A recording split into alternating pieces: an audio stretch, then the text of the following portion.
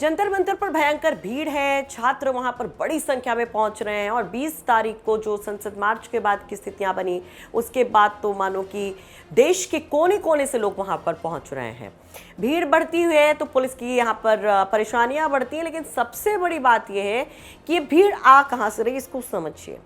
दरअसल यहाँ पर न केवल एग्जाम देने वाले नीट एग्जाम देने वाले स्टूडेंट्स हैं, बल्कि कई प्रतियोगी परीक्षाओं के अभ्यर्थी भी हैं। और न केवल वो अभ्यर्थी और छात्र हैं, बल्कि कई और जिम्मेदार लोग भी इस आंदोलन को समर्थन देने के लिए पहुंच रहे हैं, जिसमें एक असिस्टेंट प्रोफेसर भी पहुंचे। और जब वो असिस्टेंट प्रोफेसर वहां पर जंतर मंतर में छात्रों को समर्थन देते हैं, 3 दिन वहां रुकते हैं और जब वापस आते हैं तो उनको निष्कासन का खत मिल जाता है। उसके बाद वो बड़े आरोप लगाते हैं, बड़े दावे करते हैं।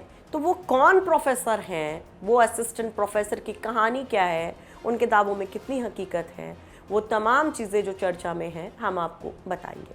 नमस्कार, आप देख रहे हैं चर्चा में और आपके साथ मैं हूँ सुषमा। एक तरफ जंतर मंतर पर प्रदर्शन है, वहाँ पर आप देख रहे हैं कि चाहे वो पॉलिटिकल पार्टीज़ के सपोर्ट की बात की जाए या कला जगत के सपोर्ट की बात की जाए, हुमा कुरैशी पहुँचती हैं, शबाना आज़मी पहुँचते हैं, प्रकाश राज पहुँचते हैं, बहुत सारे नाम आप गिनते चले जाएंगे।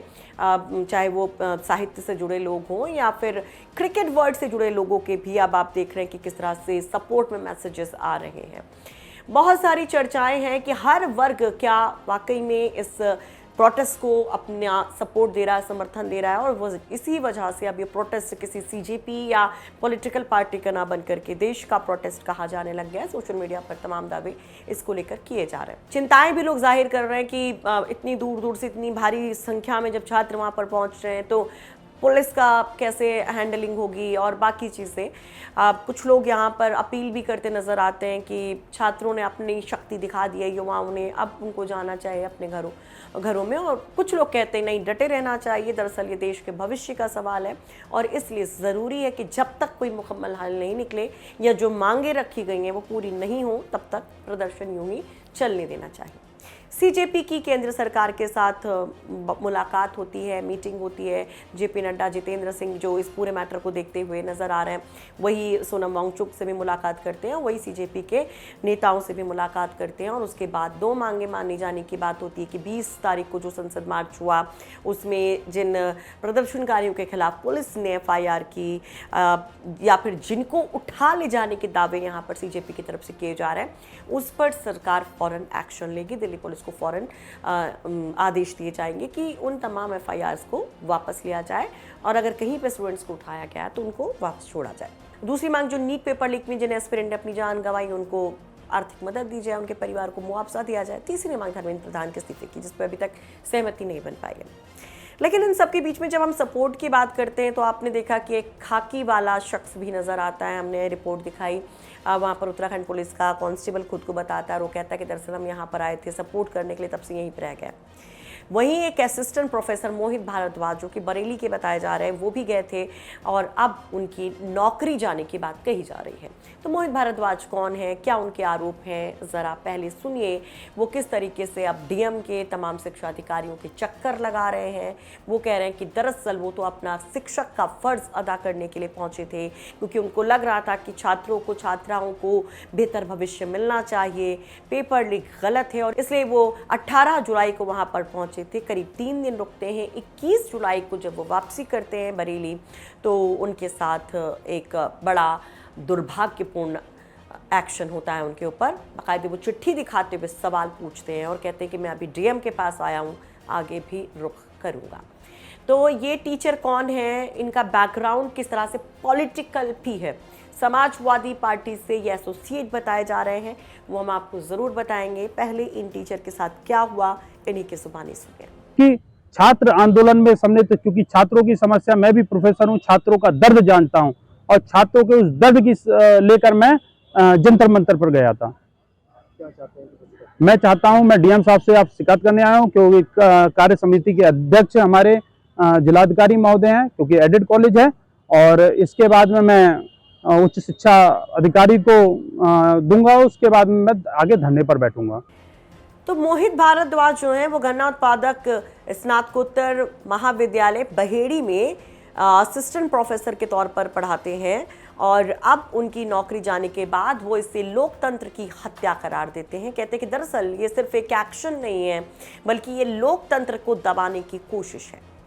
उनका पॉलिटिकल कनेक्शन क्या है वो भी आपको बताते हैं हम, लेकिन उसके पहले मोहित जो ये कहते हैं कि उनका अगर बैकग्राउंड चेक किया जाए तो कभी कोई उनके ऊपर सवाल नहीं उठे, कभी किसी तरह के कोई आरोप नहीं लगे, और सडनली उनको इस तरह से निकाल देना ये बहुत गलत है। वो इसको चैलेंज करेंगे ऊपर तक जाकर।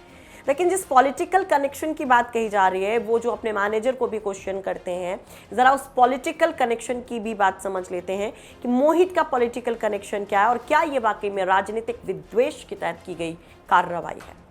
दरअसल बकौल मोहित भारद्वाज वो समाजवादी युवजन सभा से जुड़े हुए हैं और बरेली के जिलाध्यक्ष हैं, जबकि कॉलेज के प्रबंधक जो हैं वो गन्ना समिति के अध्यक्ष हैं और वो बीजेपी से एसोसिएट बताए जा रहे हैं।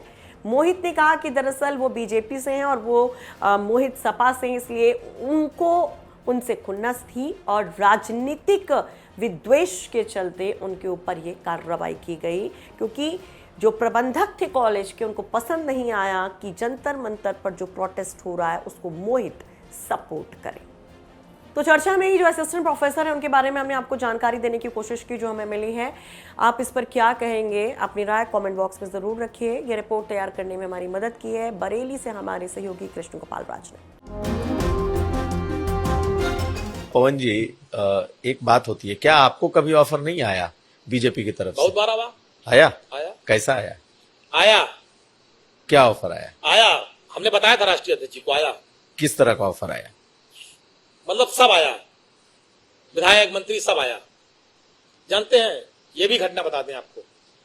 हम मेरे पिताजी, जैसे मैंने राजनीति शुरुआत की तो मेरे पिताजी कभी नहीं चाहते थे, लेकिन जब मैंने राजनीति में मैं प्रवेश कर गया, लखनऊ स्थित उपाध्यक्ष हो गया, तो ये भी बहुत महत्वपूर्ण घटना है।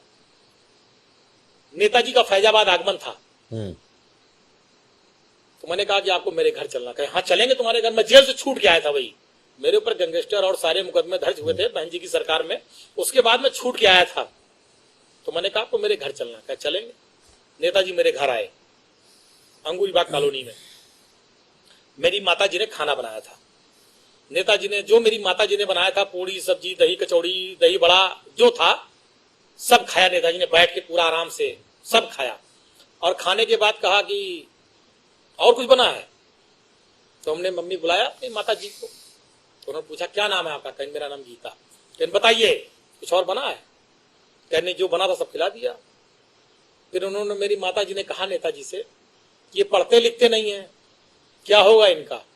नेताजी ने कहा पवन के कारण आज मुलायम सिंह यादव इस दरवाजे पर आए हैं, और देखना वो एक दिन वो भी आएगा।